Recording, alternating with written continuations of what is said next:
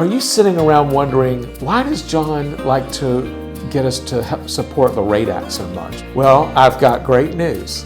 I have in my hands a letter from a very good friend of mine who got sober by going to LRADAC, and I thought I would share it with you all. John, that's me. Thank you so much for asking me to write you this letter recounting my experience with LRADAC. In fact, last week I had lunch with my LRADAC counselor from 7 years ago, Sheldon W. We have kept up over the years. The lunch was great. The magic has not gone away. Whenever I talk to Sheldon, I am brought back to January 2016 and the first time we met. I was totally defeated. Although married with kids and professionally successful, I could not stop drinking.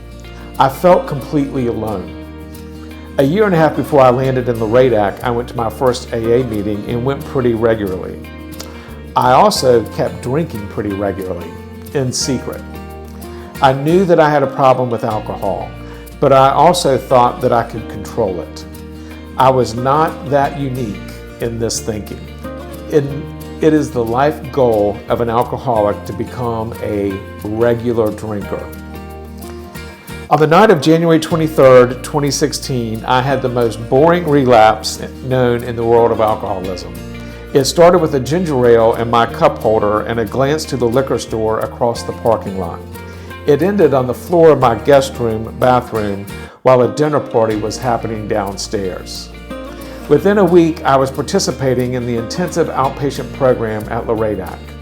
I had involuntarily moved out of the house so I could concentrate on this. I'll bet you did. My only thought was to get help and stop drinking.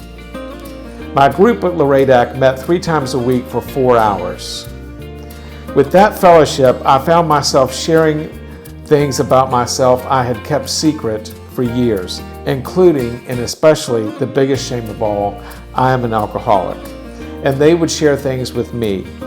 We spoke to each other as if we had known each other all our lives. They helped me and I helped them. By the time it was time to graduate, I was feeling the buzz of recovery, fellowship, cleaning house, and service. I've been sober since that day, and I'm so grateful. Along with Sheldon, I stay in touch with people from my group. I know they're there if I am going through something, and I am here if they need anything. Sheldon and LRADAC recognized the need for us to have fellowship. The loneliness dissipated. I have more friends than ever.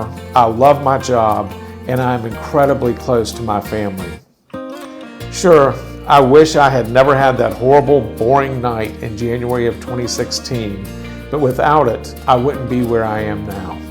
For that, I will never forget Sheldon and LRADAC, the place where I got sober. That is why I keep saying LRADAC, LRADAC, LRADAC.